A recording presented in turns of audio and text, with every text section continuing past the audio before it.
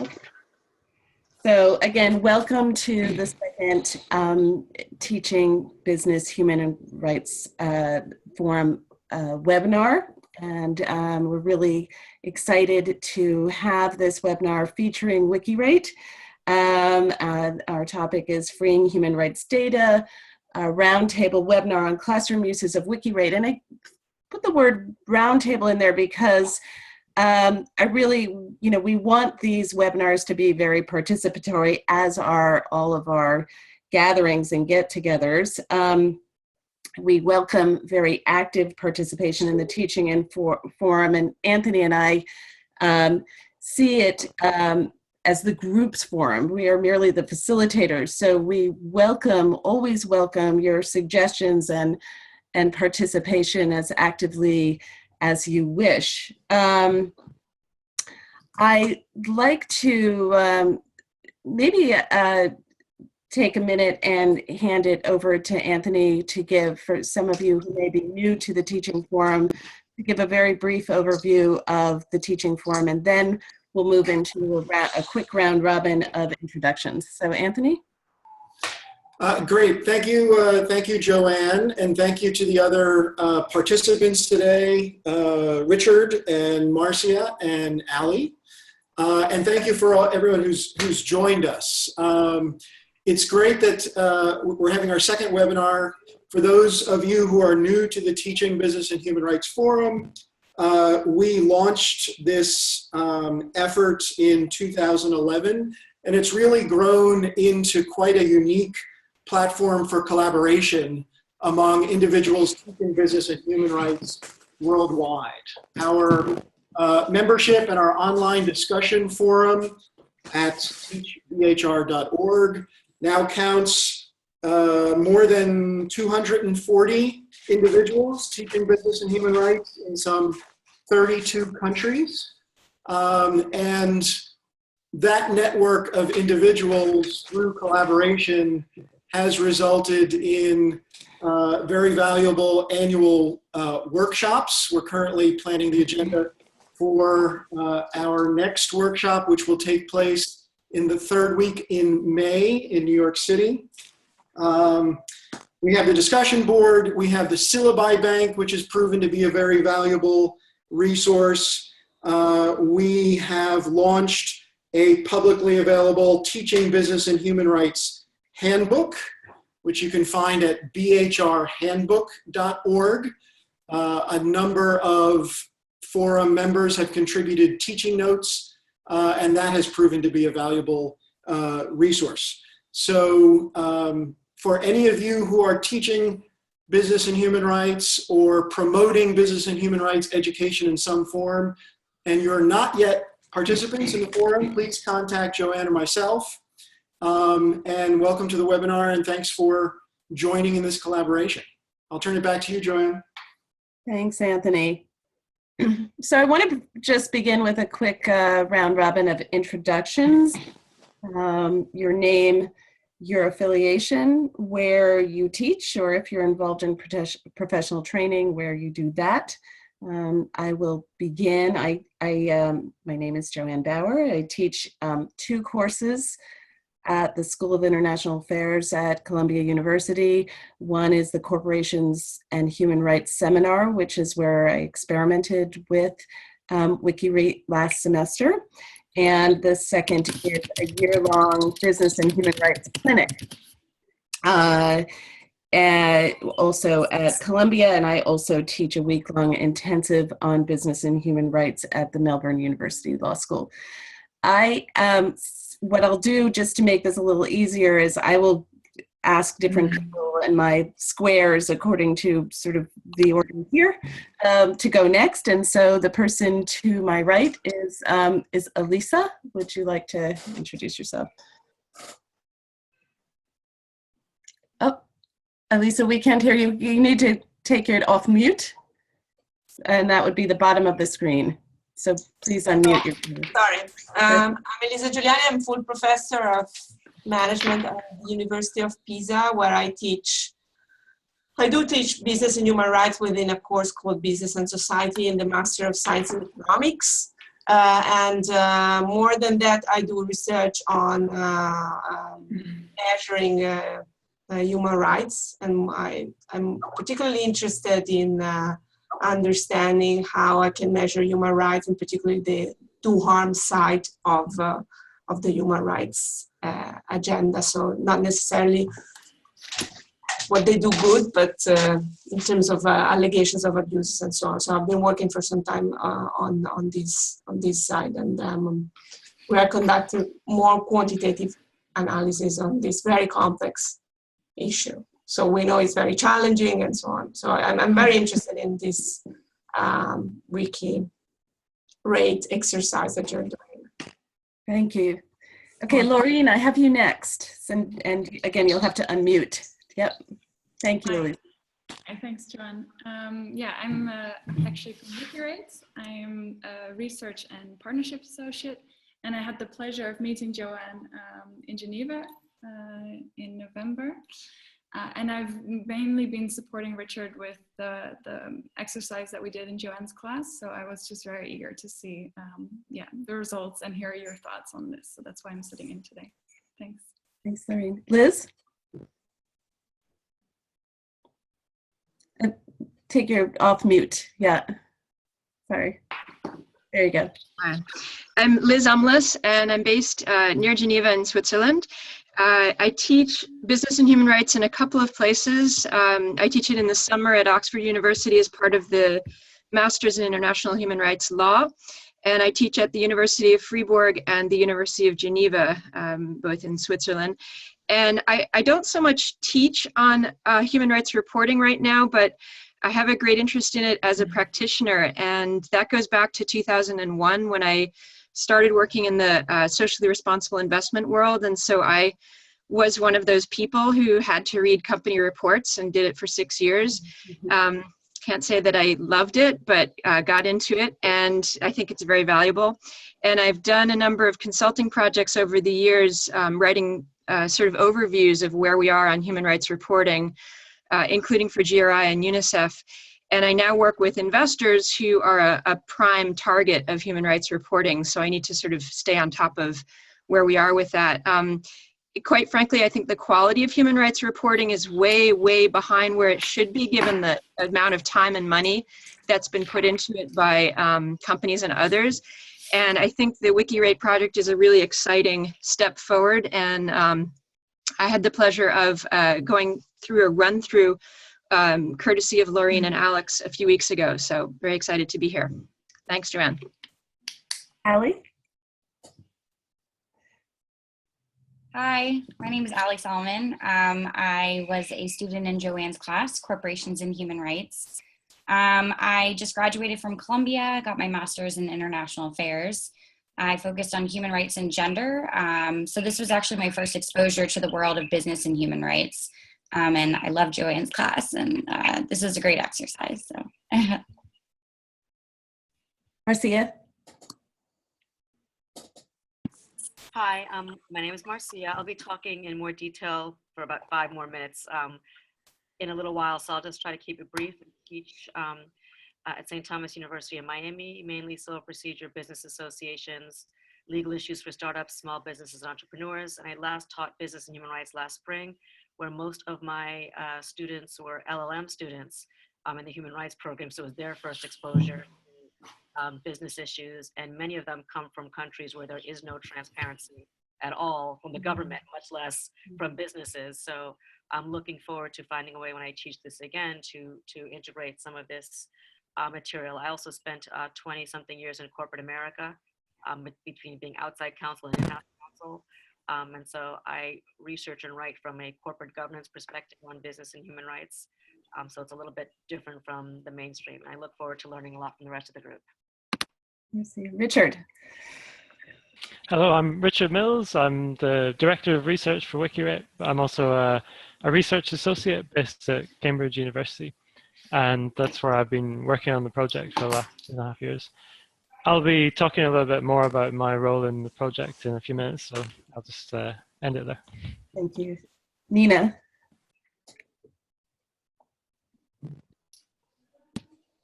Hi, Nina Godner. I'm teaching at Johns Hopkins SAIS. It's been about 5 years. It's a master's program where I get students from all different disciplines. Before that, I was teaching at AU, Washington College of Law, where I had all lawyers. So it's been interesting to have a different group of students for the last almost 9 years. Early member of this this forum of profs. I've spent also a number of years due to I'm half Italian, so I've worked with corporations in the sector between the CSR department and investor relations department. More recently, 6 years with Enel, the Italian local utility, and some work more recently with the Italian Postal Service, which is privatizing, and very interesting, the whole role of investors and the pressure that they can make to put on corporations to get them to change their ways. I'm very interested in what this Wikirate exercise, how this can be incorporated into the classroom. I totally believe that ranking, transparency, and all these kind of things help us all move to a better place. Great. Bjorn? I'm Björn Fastening. I'm a professor of law and business ethics at EDIC Business School. That is a business school in north of France at Lille. And I teach business and human rights within a course that's called Compliance, Risk Management, and Business and Human Rights. So it very much takes the perspective of the companies. Then at our business school, we also have a general CSR course where we have 3 hours dedicated to business and human rights. The advantage of that is it's for everybody. So we have 800 students to hear something about your very interested in the Wikirate project. A couple of years ago, I wrote a piece on two-way communication. There we go.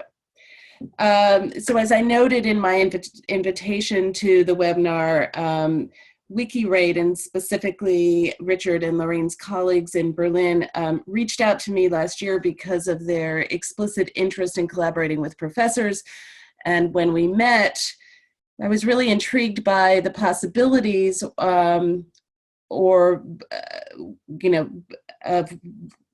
what could happen, of how I might use, or how we might use Wikirate in the classroom. But I recognize that those my conception of those possibilities was limited by my own constraints in teaching, and I knew right away that I wanted to bring more members of the teaching forum into this conversation. And then after speaking with Richard, I decided to give it a try on my own corporations and human rights seminar last fall during a specific session on human rights reporting. So in this webinar, first we're going to hear from Richard. He will describe the impetus for Wikirate, its mission, its objectives, why it's interested in engagement with professors, and he'll introduce our project. I will speak briefly about how we design, the project from my perspective, and how it met, or how I was hoping it would meet some learning objectives, and fill in some, create some improvements for the way in which I teach human rights reporting. Then we'll hear from Ali about her perspective, which is, as I told Ali when I asked her to join, something I think we're very, very excited to hear from students, and we don't hear enough from students in our forum, and I hope we hear more going forward. And then we've asked Marcia to kick off the discussion, and as I noted again in the invitation, Marcia has done some writing really from a kind of a skeptic's perspective on mandatory reporting, and in fact her piece that I flagged in the invitation was required reading in my course, along with some other things that I will explain when it's my turn. And then we hope to have an engaged discussion amongst all of us around thinking through some more about how we might use Wikirate in the classroom. So I will now turn it over to Richard. Richard, I think, is going to be doing a screen share, and as he does, I'll give you guys some tips on how we manage our own Zoom on our end. So Richard, on to you. Okay, thank you very much, Joanne. Thank you. For being here. Well, thank you very much for inviting us. It's great. We're really looking forward to this opportunity to talk to everyone and hear people's perspectives on Wikirate. And yeah, so thanks everyone for coming along and attending the webinar. So I've been working on the Wikirate project for the last 2.5 years or so. It's a project funded by the European Commission with the tagline of crowdsource better companies. So one of my roles has been to help figure out how we can build a community platform that can attempt to achieve this fairly ambitious goal of improving the performance of companies. So to start with, it probably helps to unpack the statement a little bit. We have a very broad definition of companies. So it's really any company can be the subject of research on Wikirate. It's the same way that Wikipedia would like to have an article on lots and lots of different subjects. At Wikirate, we'd really like to have as much information as we can about really every company that's out there in principle. In terms of the what better companies means, it's really any aspect of non-financial performance. We don't narrow that down at all. It encompasses environmental and social and governance aspects, and it's not our position to determine what is more important, what issues are more important, what the best approaches are. Rather, our role is to build a platform that enables others to come and conduct their research and share that research openly with the public and everyone. So just in terms of a little bit of background on the project, in the first year or so, we started building on the basis of focusing on textual kind of qualitative content, writing reports about aspects of companies' performance. But then we realized that actually this kind of content is fairly well served. There are lots of public sources for this, and it wasn't really that great a fit for the crowdsourcing model. So we switched to a more quantitative approach and trying to collect as much quantitative data as we could on companies' performance.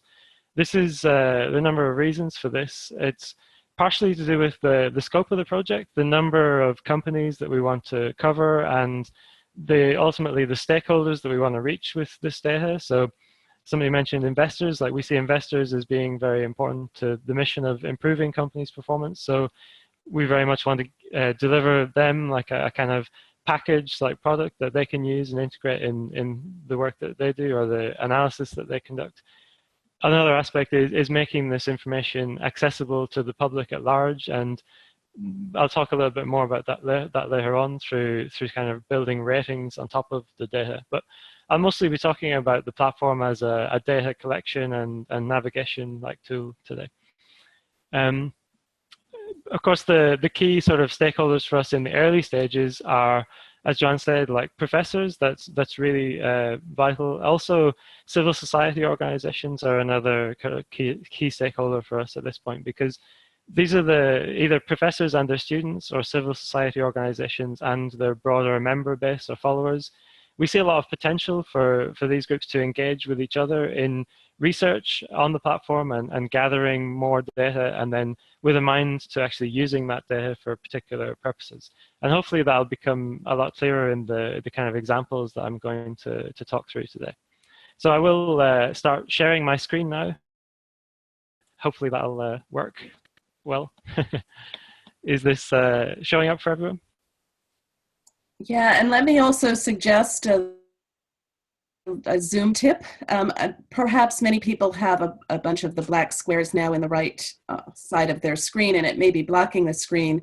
If you hover over the top image, you'll see sort of a line and then a small square and then the gallery view and the big one. If you press on the smaller square, so the second icon to the left, you will only see Richard, and then that will allow you sort of greater viewing of the full screen. So I recommend that.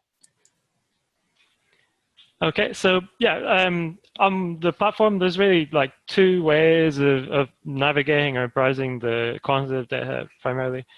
First is through the page for each individual company. So I'll click through to the page for Apple. You can see we have data on Apple for 113 different metrics. And those are displayed here in a list on the left-hand side of the screen. So the metrics are our framing of how we collect quantitative data. The way we position them is that a metric is a way to ask the same standardized question of many different companies. And it's up to, like, everything on the platform is really quite open. So anybody can really take on the role of designing a new metric or framing a new question along with a method for finding the answer to that question and gathering data on companies. To illustrate the use of metrics, I'll just talk about some examples that we have data for Apelum. So we have things like the greenhouse gas emissions from the CDP database. We have things like the ratio of the CEO to the median worker pay from PayScale. We have ratings from some external organizations like the Good Company Guide and the Newsweek Green Ratings. And we have then also, so those are all sort of metrics that capture and reproduce data from external websites or locations. This is one aspect of what we want to achieve on Wikirate, is to build this kind of centralized repository where if there's data available in a company, hopefully you will be able to know that that exists through Wikirate and also browse that data, and it's available in this kind of standard metric format so that you can then analyze it in certain ways that I'll talk about later. But so the ones I've talked about so far are these sort of metrics that reproduce external data. But I'll spend a lot more time today talking about the metrics that are researched by the community on the site. So here we have 3 of those together. There's one designed by Amnesty International. That's part of a project researching conflict minerals reports. I'll talk about that briefly later. And another one which is based on the Global Reporting Initiative standards. And that's this particular metric is asking what percentage of a company's employees are female. So if I click through to any of these metrics, like I can see the data for a particular company. They should all have, there's a lot of metadata that shows you who added the data points. There is, yeah, like we have these visualizations recently that show the breakdown of data points. And then I'll just go through to the metric page. So this is the kind of other way, main way to navigate data on Wikirate. You can either look at companies and see the metrics where we have data, or you can look at a metric and see the data that we have for all of the companies, or you can filter that to look at a particular industry or geographical location or things like that. So this is all basically a breakdown of female employees for lots of different companies. If I look at this one, hopefully, yeah. So this is an example of a few things. In addition to the data point itself, which tells you there's 2.6% female employees at this company, there's a citation to a particular source. You can follow this to have a look at that source yourself and to know where the data came from. There should be a comment on the value from the researcher that tells you where within the source you can find that particular piece of information, and if there's any other kind of context that you need to understand what that information means. So these are comments added by the researcher, but every one of these values, like this comment space is open. So if I wanted to engage in a discussion about this particular data point, I could do that here. There are discussion spaces on the metrics themselves also. So that's the kind of broad, I guess in terms of the metrics, just to point out a few things on the page, prominently we have the question that the metric's asking. Then we have some sort of topics that allow the metric to be located by people when they're looking for specific kinds of information, some information about the type of metric and where you can expect to find the answers to the question. And then a kind of general description space explaining what the metric's for, and really importantly, a methodology that should describe to researchers how they can go about researching a company and finding appropriate data to add to the platform for this particular metric. So that's more or less the kind of anatomy of a metric.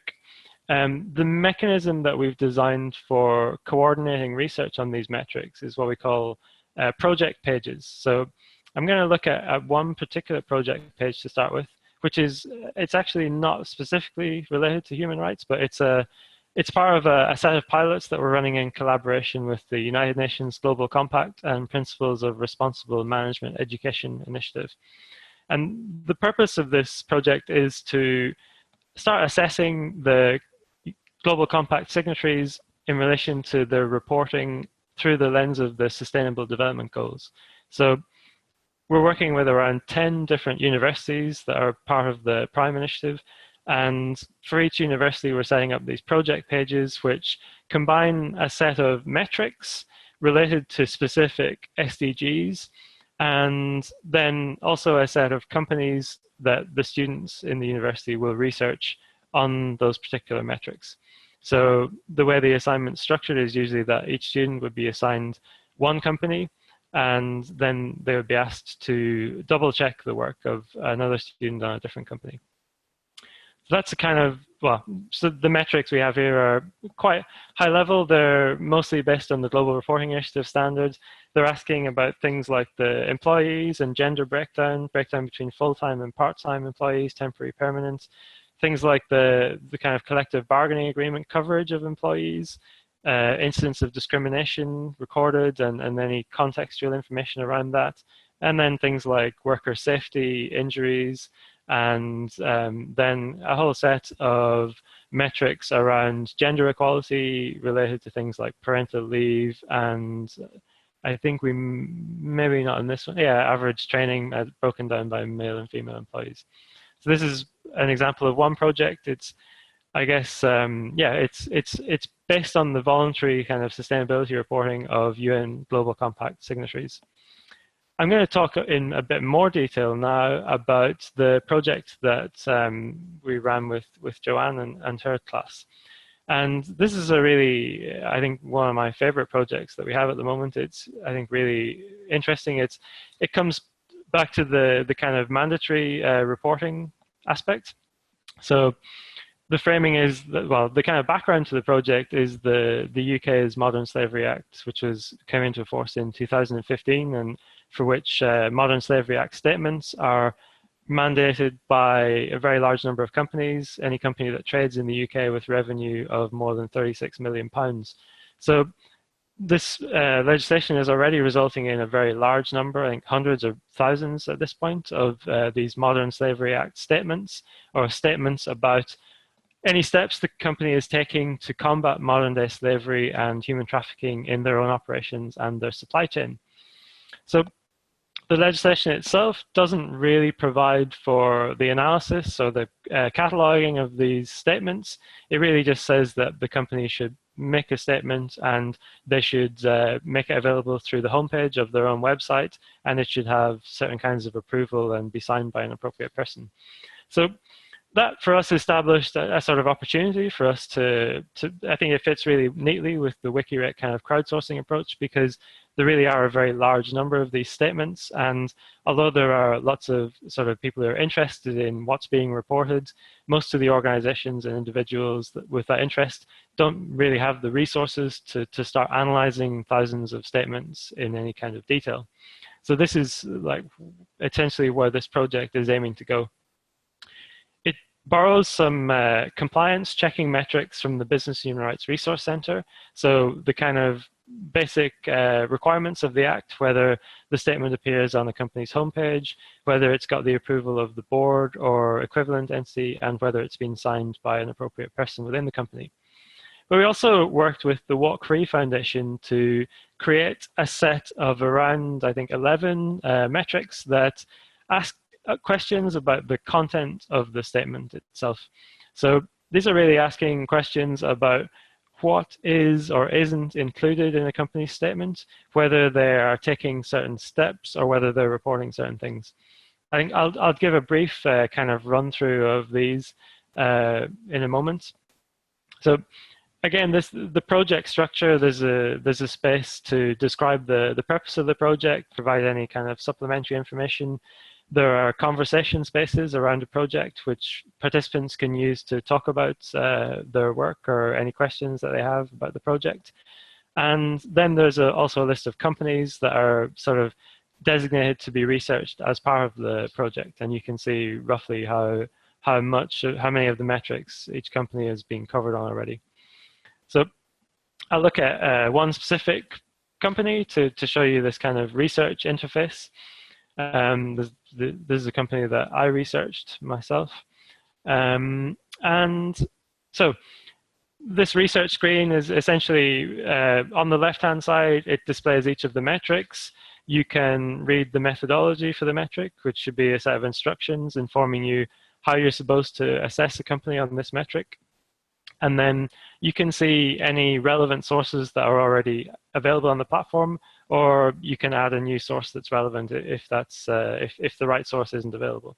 So of the sources, you can select a source that'll open it up on this window, and then you have your kind of question, you have your instructions, and you have the form for entering the answer, like all in one place. So hopefully this is a way to facilitate the work of researchers.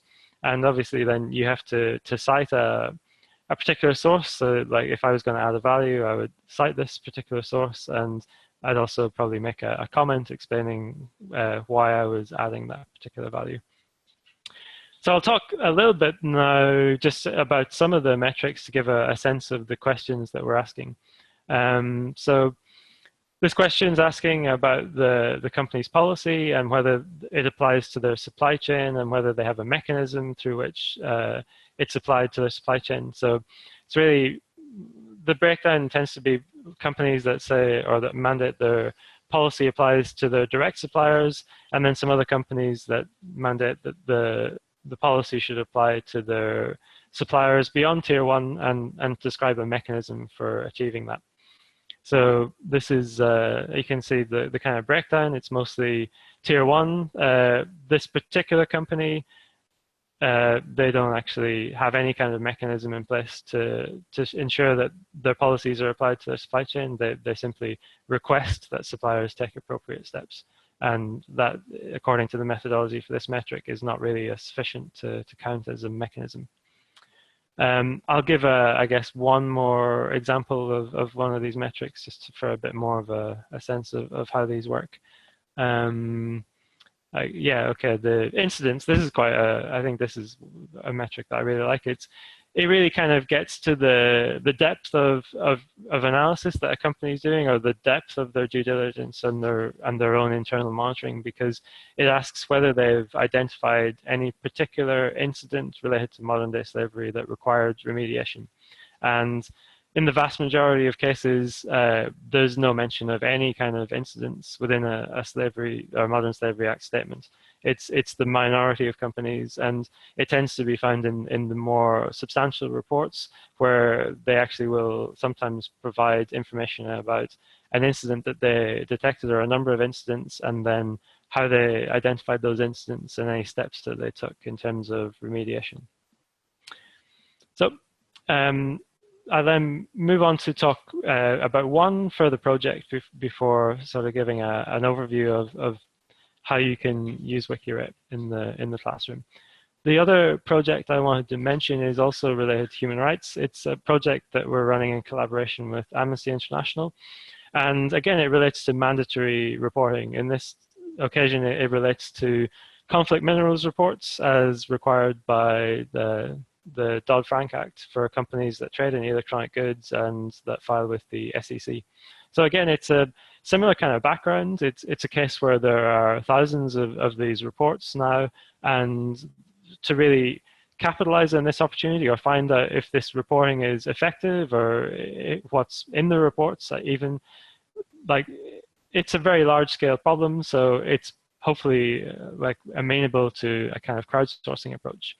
And it follows the same kind of structure, except in this case, we worked with Amnesty to design the set of, I think, around 16 metrics, and the primary source of researchers is through Amnesty's own sort of network of members and followers. Amnesty International are really keen to sort of deepen the engagement with their member network and to find ways that people can contribute more directly to their research effort. So there's a really kind of good fit there between Amnesty and Wikirate. And yeah, I guess a sense of the metrics, it's asking about the contents of the conflict minerals reports. There are questions about whether smelters and refiners were identified, whether they were listed, whether the conflict minerals report covers certain countries, whether it covers certain materials outside the scope of the legislation, and then things like whether or not the company reports on visits that they've conducted as part of their due diligence, or whether they tend to rely on a sort of external provider for that insurance, such as the Conflict-Free Smelters Initiative. Again, it's a very common structure. The projects are essentially a list of metrics and companies, and then that automatically produces a research screen for all of those companies. And in a class or in a kind of event or on an email, individuals can be assigned to research particular companies. One other thing that I meant to mention, but I didn't, is this kind of double checking mechanism where all of the data points that are added to the platform, to kind of increase the quality of the data, we have this mechanism where, well, everything's transparent. You can see who added the data point, but additionally, you can, a second or third or fourth person can double check that the value aligns with their interpretation of a particular source and register that as a kind of check on the system. And you'll see those checks appearing next to metric values, and they give a bit more assurance that the data has been vetted by a second or maybe more people, and helps to assure the quality of the data. So in terms of the sort of ways to integrate Wikirate in the classroom, I think I would say there's three sort of broad ways, and they vary in terms of the level of involvement in the process. So we have the projects that are existing, open projects like the Modern Slavery Act project. And this is a project which you can essentially pick up and use immediately. You could basically just invite your students to come to this page and assign them a company or let them choose their own company. And that's it's as easy as that to begin generating data for this particular project. At a slightly deeper level of engagement, you can create your own project page. You can choose a set of metrics that you're interested in researching and a set of companies that you'd like to cover on those metrics, and have that as the basis of a new project. And you can go even kind of deeper into the research process by defining new metrics, designing metrics yourself, either as an individual or by forming a research group on Wikirate. And this is something that I'm really interested in, is the kind of potential to not only apply existing metrics or metrics that have been produced by an organization, but to actually start supplementing those metrics with new metrics that ask new questions, and to start developing kind of new questions and digging into kind of different aspects of a company's performance. The platform is really set up to be very open, and we welcome everybody to sort of engage in any of these ways with the sort of research that we're facilitating on the platform. The final thing that I would just mention very briefly is on the kind of analysis side of things, which is so all the metrics that we talked about, we call them research metrics. They're metrics that hold data citing an external source, either imported from that source directly or added by researchers directly on the platform. The other class of metrics that we have already and that we're sort of documenting and will be publicizing more soon are calculated metrics that allow you to perform analyses and construct ratings based on the data. So we have a few different types of these. This is an example of a wiki rating. It's a kind of very simple framework for producing a rating based on data on the platform. So this one's just a kind of simple example. It takes two metrics from CDP. For each of these metrics, I scored them, which involves just mapping each of the response options onto a 0 to 10 scale, and then giving each of the input metrics a weighting, and then that'll automatically produce a kind of 0 to 10 color-coded rating for all of the companies for which the necessary data is available. The other class of calculated metrics that are quite interesting are the formula metrics, and these allow you to really to set up any kind of logical or mathematical operations that interrogate the data held on the platform. So one example is a kind of fairly complex context-based metric for assessing the carbon emissions of a company in relation to their contributions to GDP. And again, like this is really a set of about 10 calculated metrics all joined together. But the idea with these formula metrics is that they will allow you to perform really quite powerful analyses of the data. And this is one of the kind of aspects that we'll be promoting more in the next few months once we've polished these calculated metrics and the interface for them up a little bit more. So I think that that's everything that I wanted to sort of go through in terms of a demo, and I'd be happy to pass back to you, Joanne, now and start the discussion. Great, thank you, Richard, very, very much. I'm sure that people have some questions about that, and I'd like to ask you to just hold your questions for a few minutes. I'm going to briefly describe, very briefly explain how I responded to a similar sort of presentation that Richard and others made in terms of how I incorporated it into the class, and then we'll hear from Ali. So my course is essentially a survey of business and human rights. I believe an older version of my syllabus is in the syllabi bank, and I need to update it, and I would remind others to do the same. I've often struggled with how to get students to understand the challenges of human rights reporting in one class. I have one session in which I can do that. And a key message that, that I try to convey is that in order for companies to manage human rights risks and responsibilities, they must be able to manage the reporting. The reporting really lies at the heart of this due diligence requirement. And I emphasize the need that, that this raises for new tools and processes, that the field of human rights reporting is still very young. I do point to the UN Human Rights Reporting Framework, and in recent past classes, we've studied that framework and kind of looked at individual reports and sort of talked a little bit about what we see there. But I thought it would be very interesting to use this opportunity to see how we can penetrate further into understanding reporting through actual experience, through sort of playing with the metrics. And as Richard and I talked about possibilities, as he had given that presentation, I was very keen to do something on the GRI, which I don't typically do in the class, but I thought it was so, since that is the most widely used reporting framework, I thought it would be really interesting to sort of do the comparative work to kind of get to the bottom of, sort of what that actually looks like in comparison, and to sort of have some interesting observations that way. But when Richard and I began to talk about, this fresh batch of reports from the UK Modern Slavery Act, mandatory reporting had just come out.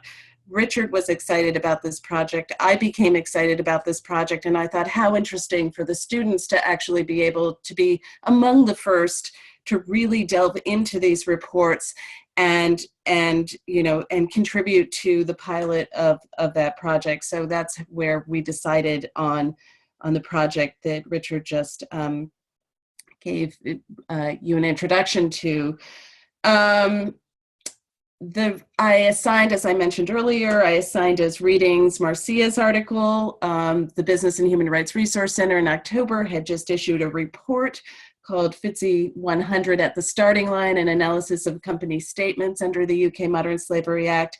I also assigned another article, a news article about the EU reporting directive to give a sense of sort of what else is out there, pointed students to the UK, the UN Human Rights Reporting Framework, and then required them in advance to get familiar with that page. You saw Richard showed you there were resources on that page to understand something about the UK Modern Slavery Act, and also in advance, I broke the class into little groups of 2 or 3. And if they were in a group of 3, they had 3 companies. If they were in a group of 2, they had 2 companies. So they knew in advance who their group was. They knew in advance what their company was. They came to class. That was a day when Bennett Freeman was in town, and I thought it'd be good to have Bennett come and just kind of introduce the topic of human rights reporting from the perspective of a former socially responsible investor. Bennett used to be vice president at Calvert, and how he used reports and what he found lacking in reports, and how the need for reporting inspired him to push for developing the corporate human rights benchmark and subsequent work that he's been doing in this area to create transparency around corporate human rights performance. And then Richard and Narine were online, and Richard did a similar introduction to Wikirate and to the project. And then we had time in the classroom. I think we left about 20 or 30 minutes for the students to actually start in their groups doing their inputting. And so Richard stayed on the line, and students had questions, and he asked. They had questions about the metrics, and he answered those questions. And then we sort of had a few minutes at the end to kind of debrief, and the students received this assignment, which I sent along with the login details, attached to the login details, which was a reflection statement prompted by 3 questions, urging them to think about, what do these metrics mean? What are the values of these metrics? How would you recommend they be tweaked? What did you find in sort of trying to do the inputs that might be lacking? And then how does that kind of, or what was good?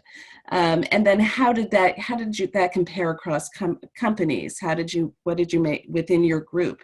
How did you see the different companies reporting? And finally, what do you see as the value of something like the UK Modern Slavery Act? And that was the end of the assignment. That's how much time we had. And I was actually impressed, and my first hesitation in bringing this into the classroom was, would we be able to I only have one class to do this in, and would we be able to get that done in that one class?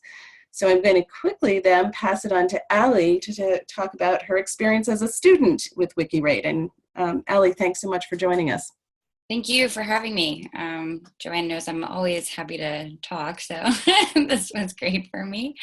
So I have some bullet points. You'll have to forgive me if it's a little dry. I really wanted to make sure that I cover all my bases with my experience, with what I thought about the metrics, etc. You can cut me off if I'm being too long-winded. So first, I just wanted to open up and say that I thought this was a great exercise. Unfortunately, we do have limited time in the classroom. Joanne does an excellent job of cramming our semester with as much information as possible. So it's sort of a sprint the whole time, but this was a nice addition. So with regard to the actual exercise, as Joanne mentioned, we worked in partners. I worked with one other person. We were working on the UK Modern Slavery Act. I was given a company. She was given a company. We actually initially worked together in the classroom, going over the same company, and then we split up because we weren't able to finish in the classroom. So a few notes about the actual exercise. I would imagine that it's very difficult to teach practical skills with human rights reporting really in any academic setting. Being at Columbia at SEPA, it's a policy program. So it's not a law school.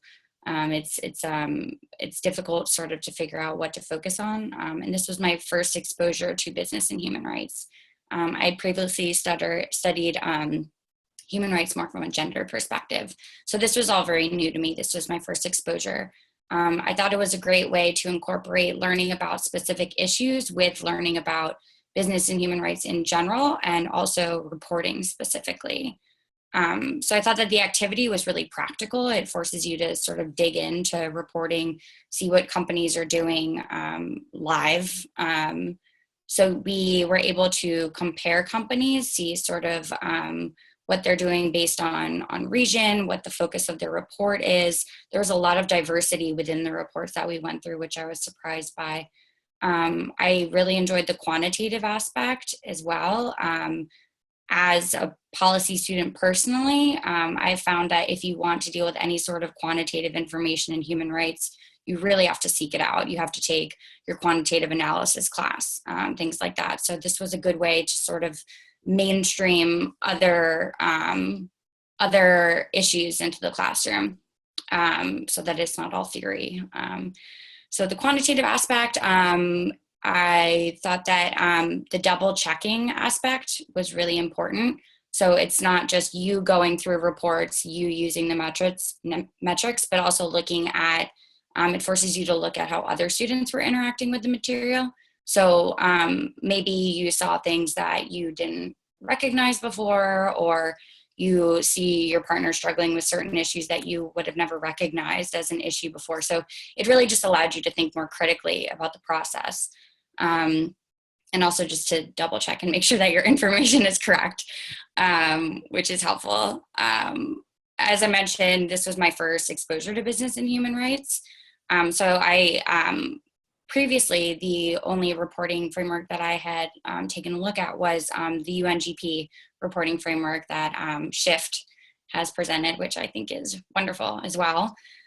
So this was a nice complement to that, to see sort of what other frameworks are out there, and what other sources of information we have, not just from an academic standpoint, but as we move on in our careers and actually use this information.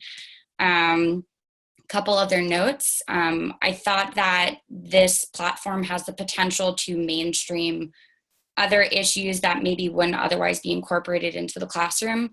So me personally, I have a strong focus on the former Soviet Union. I have a strong focus and interest on countries where there is no transparency. Maybe the government controls, the public sector is the private sector, and vice versa. So I could see this as a good way of exposing the entire classroom, maybe people that have a focus on a different region. So exposing everyone to different issues that they maybe wouldn't see otherwise. So it's very difficult for me personally in different classes to beg people to speak about the former Soviet Union. Not everyone is as interested in Azerbaijan as I am, for example. So this was really a great way. I could see this as a great way to do that. And also to look at other issues. I have a strong focus on gender. So if I want to include gender in the classroom, then I have to seek it out, or the professor, has to actively incorporate it. And I could see this as a great way to do that as well, to create metrics or look at companies that are focusing on those issues. I thought that the opportunity to create new metrics, I think that that's great as well. We didn't do that in the classroom. But again, in the write-up was imperative, definitely, in order to think critically about the metrics that we were using. So we didn't actively create new ones, but it really helped us think about sort of what guiding questions are missing, what information did we find that wasn't being addressed in one of the metrics provided. So I thought that the write-up was really important. As sort of a way to reflect upon the entire process. Not just the process, but also the information that we gathered. A few other notes. I thought that it was also great in terms of learning about a specific issue. I have a background in human trafficking, but it's from an advocacy point of view, not business and human rights. I've also done some writing on it from a journalist perspective. But looking at an issue that I'm familiar with from a different perspective through the lens of business and human rights, from the corporate social responsibility end of things, not just from an advocate's perspective. So sort of looking at issues that I'm familiar with or new issues through a different lens. I also thought that the way that Joanne set it up with the readings ahead of time, and also having Bennett speak at the beginning of class was really nice for me, because I know about his work with the Natural Resource Governance Institute, and he's familiar with the area that I'm interested in. So yeah, I think that the way that it was set up with the readings ahead of time, with the speaker to sort of set the stage, to have Richard on the phone was great as well, to sort of guide us through when we had issues. And then the write-up afterwards. Yeah, those are my general thoughts on everything. I'm happy to take questions, etc. So. Thank you so much, Ellie. I'll pass it on to Marcia. Thank you, Marcia. Hi, can everybody hear me first of all? Yes, okay. I'm going to be brief because I know there's a million questions and I actually have a faculty meeting in 25 minutes. So I'm going to cut my comments in half. First of all, I am a skeptic, but I'm not a skeptic about transparency. I love transparency. I think transparency is great. My biggest concern is that name and shame laws or disclosure regimes that don't have any teeth, don't have any regulatory penalties or legislative penalties or fines, probably won't move the needle as much as people think. And there's, the surveys are all over the place in terms of what consumers really care about. Clearly, if they're asked in a survey, do you want to buy clothes made by a child slave? Any normal human being will say, of course not. But a lot of the research shows that it comes down to convenience, quality, and price. And what's interesting about Wikirate is 2 weeks ago, I was at a meeting at Harvard and I spoke to a very activist young lady. She says, I have no idea where to get any of this information. And I said, really? Because I have 5 apps on my phone that can help me shop sustainably. Of course, I have situational ethics, and if I don't like what it says about this, about sea bass, I'm still going to eat the sea bass. But there's different things that you can find. So I'm wondering how this will integrate with a number of those apps, whether it's Boycott or Go Good or those kinds of things. Because I would love to see this being used. I'd love to use it with students in the same way, possibly having them develop some additional metrics. I think it's a great tool. It'd also be a great tool, by the way, for my research assistants, because I make them look for all of this information in other places. But what I want to do is kind of skip my research and kind of focus to some questions I have so that other questions can come up, if that's okay with you, Joanne. Okay. I have some questions about the sources of the data and whether there's going to be, for example, some integration with SASB, the Sustainability Accounting Standards Board. I know there is, that you are working with GRI and using some of those metrics, but I think that will help. Obviously, we're on this call to learn about how we can use it in the classroom, but I'm sure broader applications, especially those of us who work with investors or think about the investor research, would find that helpful. Because there's a question about, what's material from an ESG perspective. And so some integration with SASB would probably be helpful if that's not already happening. When I went on the site and typed in SASB, I didn't see it. So I didn't know that there was anything there. And then I'm wondering if there's a plan to have an official comment from companies on this and whether there's going to be any publicity push to let the companies know this is out there, besides the ones that go to the UN forum and, already, part of the program, but so that companies can themselves respond or add their own information, because I think that would be very helpful. One way I thought about using this in the classroom was perhaps sending a link to the company's Wikirate profile to the company and saying, how would you like to respond? Because that's another way to get students involved from an activist perspective.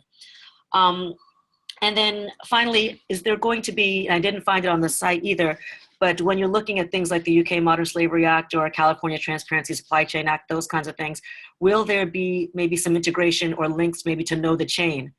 Because they're going and clearly having lots of metrics about those who are complying or not complying with the California Transparency and Supply Chain Act. So those are a bunch of questions. Joanne, I have a lot more to say, but I really want to let other people ask questions if that's okay with you. Thank you so much. Since we are short on time, Richard, how would it be if we sort of hear from some other people first and then go back and finish up with Richard with some, I'm sure a lot of people have questions for Richard as well. So I'll open it up. Don't forget to unmute so that we can hear you if you have a question. If you want to be super polite, raise your hand. Liz? Yes, I have a question. Okay, very interesting, and I see the usefulness of this attempt for teaching. It's really a great resource. I was wondering whether, well, while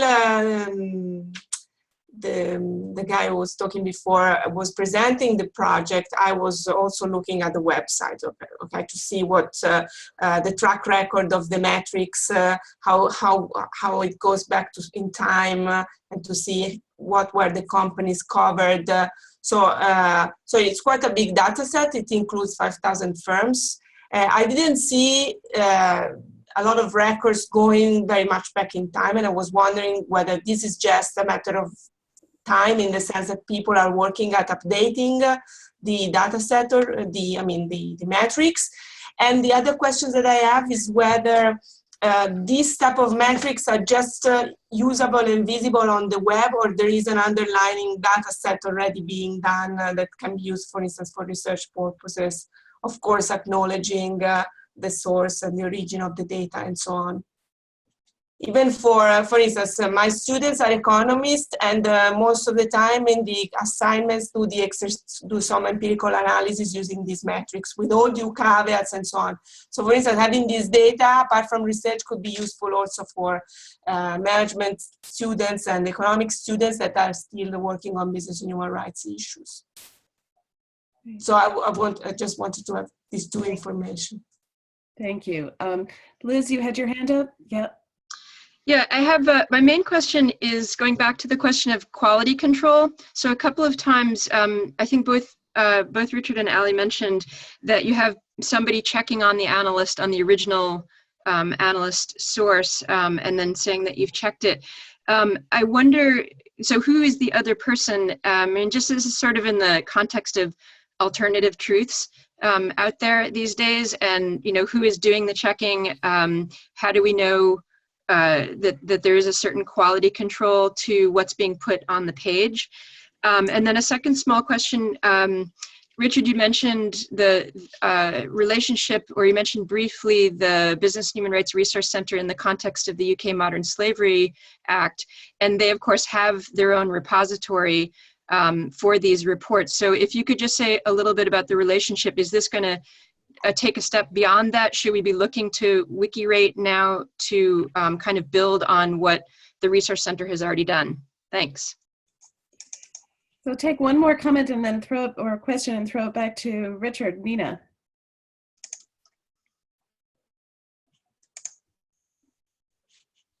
The bottom of your screen. Yeah. So I sent a whole bunch of questions over. I don't know if you can read it, but I'm just wondering, and I haven't gone into the website, but if Richard is talking to the people at Just Capital that have a whole bunch of these kind of questions, which is a new sort of ranking, or a rating and ranking group that is actually have 50,000 people and potential employees who are ranking companies on a lot of the similar metrics. So be an interesting thing to feed into as well. And are you interested in having, students and people working on these companies? So are there, I still haven't sort of quite figured out how it works. Can you see which ones have already been checked and double checked, and you just it would be nice to maybe go through all 5,000? There's a lot of companies, so it'd be interesting to have students try and complete the work for you and have it double checked. And my last question is, if we get really good student papers about some of these companies and metrics, and would you be interested in our sending them to you once they've been vetted and double checked? So Richard, let's lots of them. Yeah, so yeah, I'll try and go through, maybe just give quick answers to most of those questions. I've made a list, so I'll just work through it. SASB, yeah, we've spoken to SASB, and we would love to work with SASB the same way we've worked with GRI. SASB's sort of indicators, they're not quite as open with their indicators as GRI are, and that's the kind of where that conversation stands at the moment, is that we've asked for their permission to use their indicators and to create metrics that reproduce their indicators, so that we can start to gather data through those metrics. Company dialogue is a really good point. It's something that we've built into the design of the platform, but it hasn't reached implementation yet. And the idea is, so probably the idea is that company representatives would be welcome to contribute to the site, but that we want them to declare their relationship to a particular company, and then we will flag everything that they do as being a representative of a particular company. And that's the kind of, it is actually hugely important for our whole approach that we can involve companies and their representatives in the dialogue. It's just that we haven't, we think at this kind of maturity of the platform, it's not something that they're going to be hugely keen to get involved in. So we haven't prioritized the kind of features of identifying a company representative and how we want to sort of facilitate that dialogue. One of the ideas is actually around, if you look at some of the metrics, there's a lot of kind of missing data where like the question, like the answer can't be found, it's not available anywhere. So this is one of the kind of mechanisms that we're focusing on, is to sort of flag that to a company and say that our community really wants to know the answer to these particular questions for you, and could you please like provide those answers and allow us to sort of have that data and maybe have a discussion around that. Know the chain is like, or was it Humanity United? Like we've had conversations with both. It's a question, I think, of, I don't remember which one was referenced, but we have a number of kind of ongoing conversations with organizations that have done research, produced kind of benchmarks and have data. And it's like, a lot of them are pretty keen to give us their data and allow us to have it on Wikirate. It's a question of sort of timing for most of them. It's a question of whether there's a kind of natural fit between the way they framed the research and the metric framing on Wikirate. Sometimes you need to do a little bit of reverse engineering to make it fit on Wikirate. Sometimes it fits very neatly, but for example, there might be questions about the timing of when they'd want things to be on Wikirate. So yeah, we have a lot of open conversations with organizations that hold data that's of interest for us, and we're hoping to get a lot more of these kinds of data sets up on Wikirate soon. Let's move on to Eliza's questions. The kind of timing of the data, yeah, that's kind of it's an artifact of the way that we've gone about it. It's for some data, some metrics, you will tend to find data going back for maybe like 4 or 5 years. Those are usually where the data is presented in a table in a sustainability report. It might be presented for the last like 4 years, and in those cases, we'd encourage the researchers to add all of the data points. But in principle, like we would love it if the data goes as far back as possible. But the way that researchers approach the task is usually that they will look at a company, like they look at one source. They won't probably look at the last like 4 reports that the company produced. They will start with the most recent report and add data from that. But yeah, it's I guess we're trying to build like it'd be great to kind of expand on that, like going back in time more going forward. But at the moment, we're happy to have, like, there are a lot of companies on the site. In principle, you can add a lot more companies to the site. We know there are a lot of companies that aren't represented.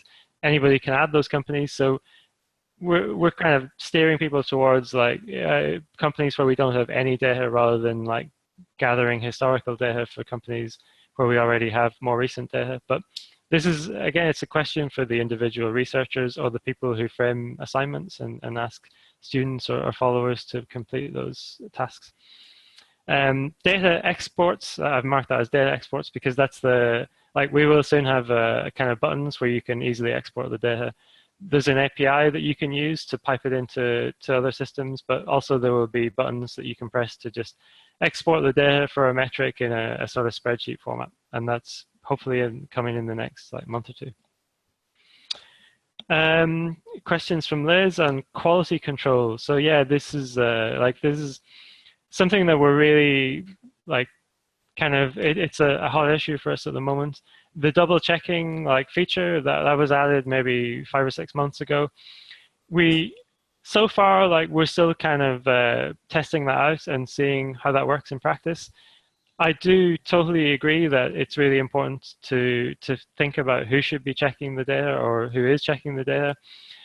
It is recorded, so like in principle going forward, one of the mechanisms is a kind of community reputation mechanism where like everything on the site is very transparent, both in terms of the companies, but also in terms of the user actions. So you can see everything that an individual user has done, and that's a kind of, I think, going to be a shortcut towards identifying people who are not providing the right kind of information or who appear to be acting in a way which has some sort of agenda and isn't really like participating like faithfully in the effort. So it's a kind of wiki-based site, and these are it's the same kinds of mechanisms that we're looking to deploy as something like Wikipedia. It's all about community review of the data and establishing good mechanisms to sort of I guess root out people who are not participating in good faith but trying to manipulate the resource.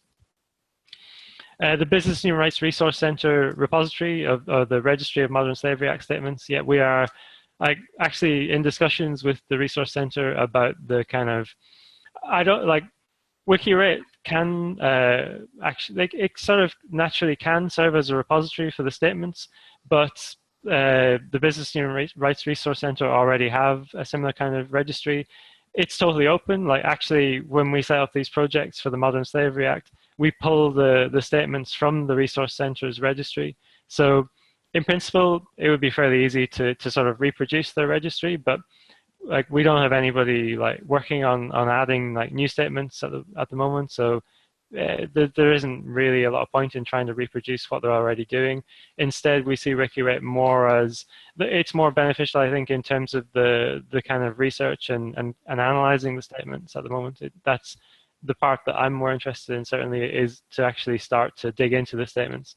Something that I should have mentioned in the demo is the kind of comments for those statements in particular.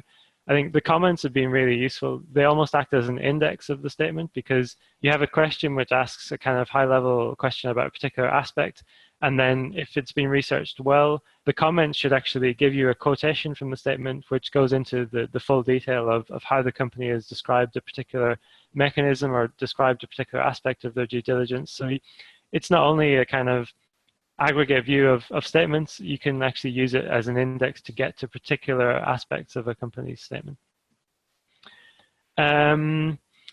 The other questions from Nina, I think, were, so Just Capital is another organization that we have spoken to.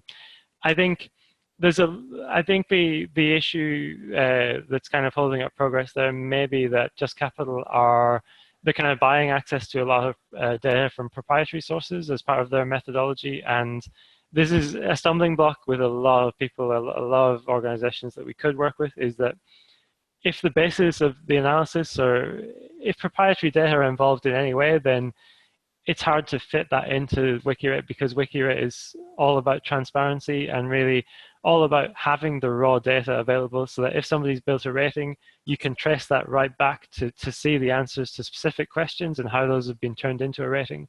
So unfortunately, if proprietary data has been involved in any aspect of that, it really kind of limits like how well we can integrate that work on Wikirate.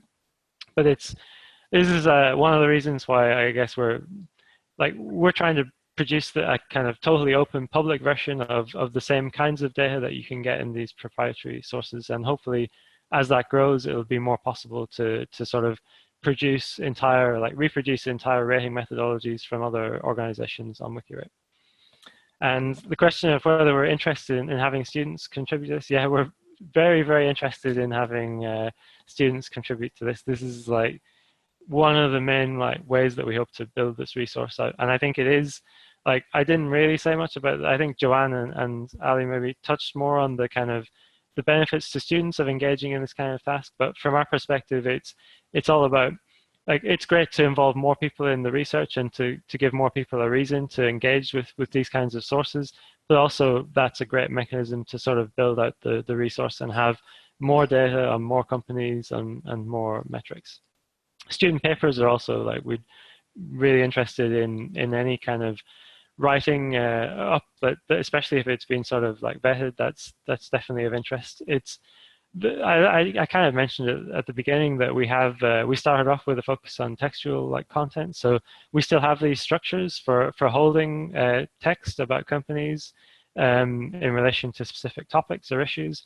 And yeah, if a student's written a report that falls into any of these kinds of framings that we have, then yeah, it would be absolutely fantastic to have that up on the platform and make that available, because it's not just about the quantitative data that's kind of the focus at the moment, but going forward it'll also be about interpreting that quantitative data through write-ups and being able to bring in things that don't fit neatly into the sort of metric framing.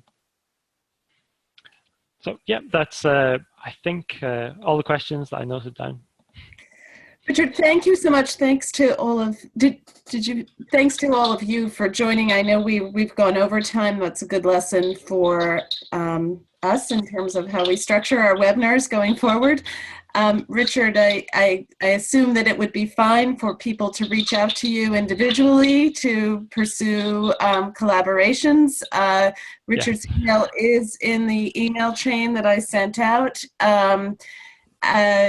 You know, again, thank you, Richard, Marcia, Ali, for joining us. Thank you all for joining us. And please feel free to also get in touch with me if you have other ideas for webinars in the future. So thanks to everybody. Bye-bye. Thanks, everyone. Bye-bye.